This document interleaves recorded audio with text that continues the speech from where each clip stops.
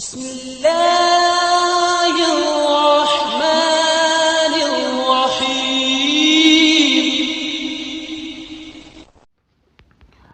اعوذ باللہ من الشیطان الرجیم، بسم اللہ الرحمن الرحیم۔ السلام علیکم۔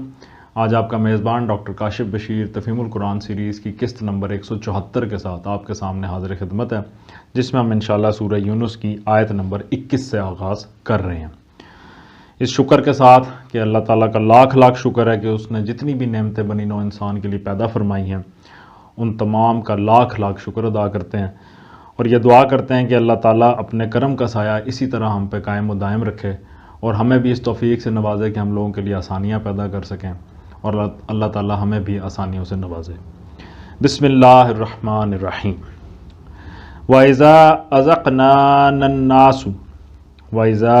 أَذَقْنَا النَّاسَ رَحْمَةً مِّن بَعْدِ ضَرَّاءَ مَسَّتْهُمْ إِذَا لَهُم مَّكْرٌ فِي آيَاتِنَا قُلِ اللَّهُ أَسْرَعُ مَكْرًا إِنَّ رُسُلَنَا يَكْتُبُونَ مَا تَمْكُرُونَ۔ ترجمہ: لوگوں کا حال یہ ہے کہ مصیبت کے بعد جب ہم ان کو رحمت کا مزہ چکھاتے ہیں تو فوراً ہی وہ ہماری نشانیوں کے معاملے میں چال بازیاں شروع کر دیتے ہیں۔ ان سے کہو، اللہ اپنی چال میں تم سے زیادہ تیز ہے، اس کے فرشتے تمہاری سب مکاریوں کو قلم بند کر رہے ہیں۔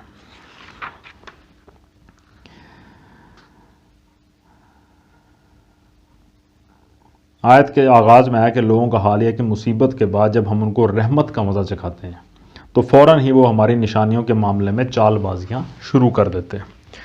اس حوالے سے تفسیر میں ہے، یہ پھر اسی قحط کی طرف اشارہ ہے جس کا ذکر آیت نمبر 11-12 میں گزر چکا ہے۔ مطلب یہ ہے کہ تم نشانی آخر کس منہ کی مانگتے ہو؟ ابھی جو قحط تم پر گزرا ہے، اس میں تم اپنے ان معبودوں سے مایوس ہو گئے تھے جنہیں تم نے اللہ کے ہاں اپنے سفارشی ٹھہرا رکھا تھا، اور جن کے متعلق کہا کرتے تھے کہ فلاں آستانے کی نیاز تو تیر بہدف ہے، اور فلاں درگاہ پر چڑھاوا چڑھانے کی دیر ہے کہ مراد بر آتی ہے۔ تم نے دیکھ لیا کہ ان نام نہاد خداؤں کے ہاتھوں میں کچھ نہیں ہے، اور سارے اختیارات کا مالک صرف اللہ ہے۔ اسی وجہ سے تو آخر کار تم اللہ ہی سے دعائیں مانگنے لگے تھے۔ کیا یہ کافی نشانی نہ تھی کہ تمہیں اس تعلیم کے برحق ہونے کا یقین آ جاتا جو محمد صلی اللہ علیہ وآلہ وسلم تم کو دے رہے ہیں؟ مگر اس نشانی کو دیکھ کر تم نے کیا کیا؟ جو ہی وہ قحط دور ہوا اور باران رحمت نے تمہاری مصیبت کا خاتمہ کر دیا، تم نے اس بلا کے آنے اور پھر اس کے دور ہونے کے متعلق ہزار قسم کی توجیہیں، تعویلیں، چال بازیاں کرنی شروع کر دیں تاکہ توحید کے ماننے سے بچ سکو اور اپنے شرک پر جمے رہ سکو۔ اب جن لوگوں نے اپنے ضمیر کو اس درجہ خراب کر لیا ہو، انہیں آخر کون سی نشانی دکھائی جائے اور اس کے دکھانے سے حاصل کیا ہے؟ آیت کے آخر میں آیا کہ ان سے کہو، اللہ اپنی چال میں تم سب سے زیادہ تیز ہے، اس کے فرشتے تمہاری سب مکاریوں کو قلم بند کر رہے ہیں۔ اس حوالے سے تفسیر میں آیا کہ اللہ کی چال سے مراد کیا ہے کہ اگر تم حقیقت کو نہیں مانتے اور اس کے مطابق اپنا رویہ درست نہیں کرتے تو وہ تمہیں اسی باغیانہ روش پر چلتے رہنے کی چھوٹ دے دے گا۔ تم کو جیتے جی اپنے رزق اور اپنی نعمتوں سے نوازتا رہے گا، جس سے تمہارا نشہ زندگانی یوں ہی تمہیں مست کیے رکھے گا، اور اس مستی کے دوران میں جو کچھ تم کرو گے وہ سب اللہ کے فرشتے خاموشی کے ساتھ بیٹھے لکھتے رہیں گے، حتیٰ کہ اچانک موت کا پیغام آ جائے گا اور تم اپنے کرتوتوں کا حساب دینے کے لیے دھر لیے جاؤ گے۔ هو الذی یسیرکم فی البر والبحر حتی اذا کنتم فی الفلک وجرین بہم بریح طیبۃ وفرحوا بها جاءتها ریح عاصف وجاءهم الموج من كل مکان وظنوا انہم احیط بہم دعوا اللہ مخلصین لہ الدین لئن انجیتنا من ہذہ لنکونن من الشاکرین۔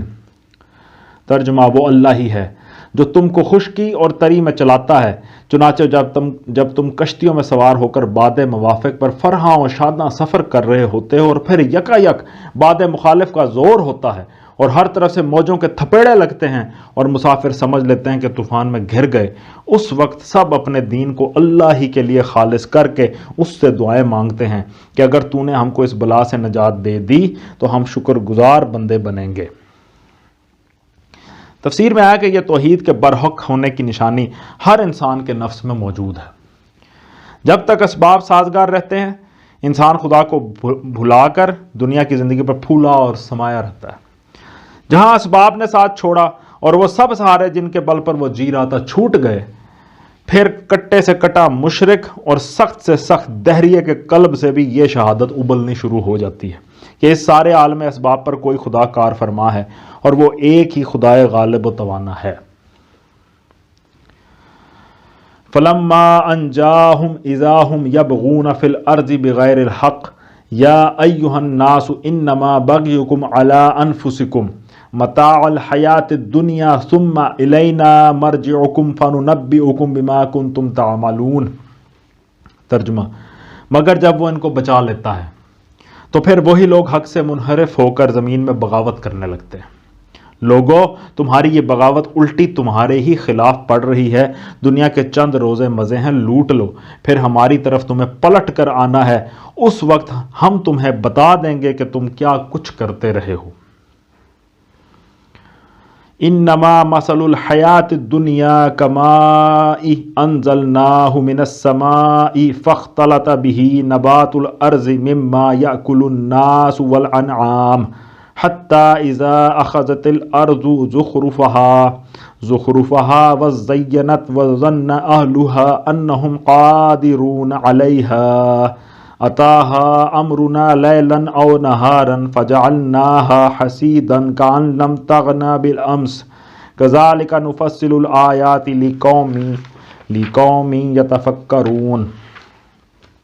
ترجمہ، دنیا کی یہ زندگی جس کے نشے میں مست ہو کر تم ہماری نشانیوں سے غفلت برت رہے ہو، اس کی مثال ایسی ہے جیسے آسمان سے ہم نے پانی برسایا تو زمین کی پیداوار جسے آدمی اور جانور سب کھاتے ہیں خوب گھنی ہو گئی، پھر عین اس وقت جب کہ زمین اپنی بہار پر تھی اور کھیتیاں بنی سنوری کھڑی تھیں اور ان کے مالک سمجھ رہے تھے کہ اب ہم ان سے فائدہ اٹھانے پر قادر ہیں، یکا یک رات کو یا دن کو ہمارا حکم آ گیا اور ہم نے اسے ایسا غارت کر کے رکھ دیا کہ گویا کل وہاں کچھ تھا ہی نہیں۔ اس طرح ہم نشانیاں کھول کھول کر پیش کرتے ہیں ان لوگوں کے لیے جو سوچنے سمجھنے والے ہیں۔ واللہ یدعو الی دار السلام ویہدی من یشاء الی صراط مستقیم۔ ترجمہ، تم اس ناپائیدار زندگی کے فریب میں مبتلا ہو رہے ہو اور اللہ تمہیں دار السلام کی طرف دعوت دے رہا ہے۔ ہدایت اس کے اختیار میں ہے، جس کو وہ چاہتا ہے سیدھا راستہ دکھا دیتا ہے۔ اللہ تمہیں دار السلام کی طرف دعوت دے رہا ہے، یعنی دنیا میں زندگی بسر کرنے کے اس طریقے کی طرف جو آخرت کی زندگی میں تم کو دار السلام کا مستحق بنائے۔ دار السلام سے مراد جنت ہے اور اس کے معنی ہے سلامتی کا گھر، وہ جگہ جہاں کوئی آفت، کوئی نقصان، کوئی رنج اور کوئی تکلیف نہ ہو۔ للذین احسنوا الحسنى وزیادہ ولا يرحق وجوہہم قتر ولا ذلہ اولئک اصحاب الجنہ ہم فیہا خالدون۔ ترجمہ، جن لوگوں نے بھلائی کا طریقہ اختیار کیا ان کے لیے بھلائی ہے اور مزید فضل، ان کے چہروں پر روح سیاہی اور ذلت نہ چھائے گی، وہ جنت کے مستحق ہیں جہاں وہ ہمیشہ رہیں گے۔ تفسیر میں ہے یعنی ان کو صرف ان کی نیکی کے مطابق ہی اجر نہیں ملے گا، بلکہ اللہ اپنے فضل سے ان کو مزید انعام بھی بخشے گا۔ والذین کسبوا السیئات جزاء سیئۃ بمثلها وترہقہم ذلہ ما لهم من اللہ من عاصم کأنما اغشیت وجوہہم قطعا من اللیل مظلما اولئک اصحاب النار ہم فیہا خالدون۔ ترجمہ، اور جن لوگوں نے برائیاں کمائی ہیں ان کی برائی جیسی ہے ویسا ہی وہ بدلہ پائیں گے۔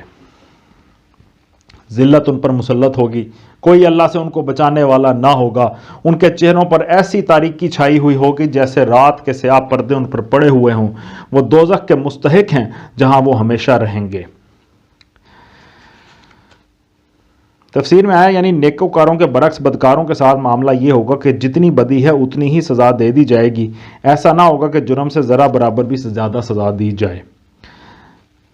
تاریکی کے حوالے سے کہا گیا کہ وہ تاریکی جو مجرموں کے چہرے پر پکڑے جانے اور بچاؤ سے مایوس ہو جانے کے بعد چھا جاتی ہے، ایسی تاریکی ان کے چہروں پر چھائی ہوئی ہوگی۔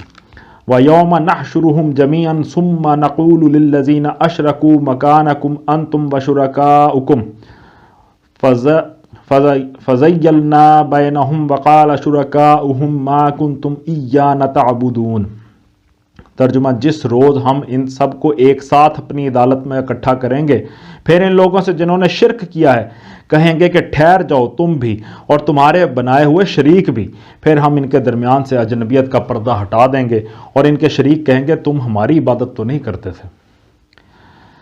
تفسیر میں آیا کہ متن میں فَزَيَّلْنَا بَيْنَهُمْ کے لفاظ آئے ہیں، اس کے مفہوم بعض مفسرین نے یہ لیا ہے کہ ہم ان کے باہمی ربط و تعلق توڑ دیں گے تاکہ کسی تعلق کی بنا پر وہ ایک دوسرے کا لحاظ نہ کریں، لیکن یہ معنی عربی محاورے کے مطابق نہیں ہے۔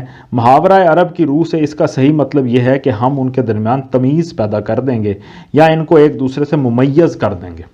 اسی معنی کو ادا کرنے کے لیے ہم نے یہ طرز بیان اختیار کیا ہے کہ ان کے درمیان سے اجنبیت کا پردہ ہٹا دیا جائے گا، یعنی مشرکین اور ان کے معبود آمنے سامنے کھڑے ہوں گے اور دونوں گروہوں کی امتیازی حیثیت ایک دوسرے پر واضح ہوگی۔ مشرکین جان لیں گے کہ یہ ہیں وہ جن کو ہم دنیا میں معبود بنائے ہوئے تھے، اور ان کے معبود جان لیں گے کہ یہ ہیں وہ جنہوں نے ہمیں اپنا معبود بنا رکھا تھا۔ فَكَفَى بِاللَّهِ شَهِيدًا بَيْنَنَا وَبَيْنَكُمْ إِن كُنَّا عَنْ عِبَادَتِكُمْ لَغَافِلِينَ۔ ترجمہ، ہمارے اور تمہارے درمیان اللہ کی گواہی کافی ہے کہ تم اگر ہماری عبادت کرتے بھی تھے تو ہم تمہاری اس عبادت سے بالکل بے خبر تھے۔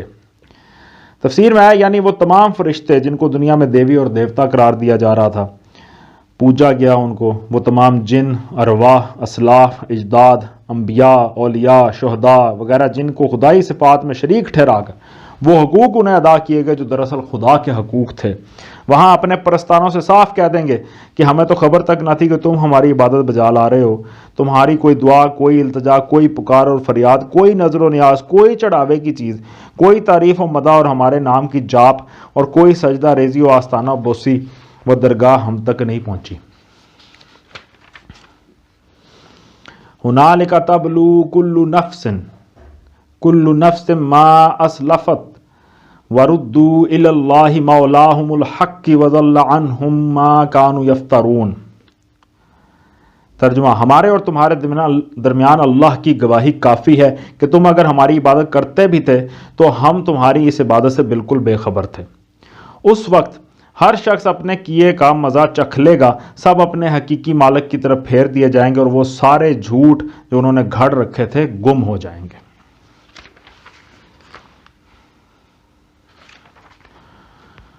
صدق اللہ العلی العظیم۔ الحمدللہ، آج ہم نے سورہ یونس کی آیت نمبر 30 تک کا ترجمہ اور تفسیر پر غور کرنے کی کوشش کی ہے، اور اللہ تعالیٰ سے دعا ہے کہ اللہ تعالیٰ شرک اور منافقت جیسے گناہوں سے ہمیں پاک فرمائے اور ہمیں صراط مستقیم پر چلنے والا بنا دے، جس رستے پہ اللہ تعالیٰ کا انعام ہوا اس رستے پہ چلنے والا بنا دے، اور جس رستے پہ اس کا عذاب نازل ہوا، اس کا غضب نازل ہوا، اس رستے سے ہمیں بچنے کی توفیق عطا فرمائے۔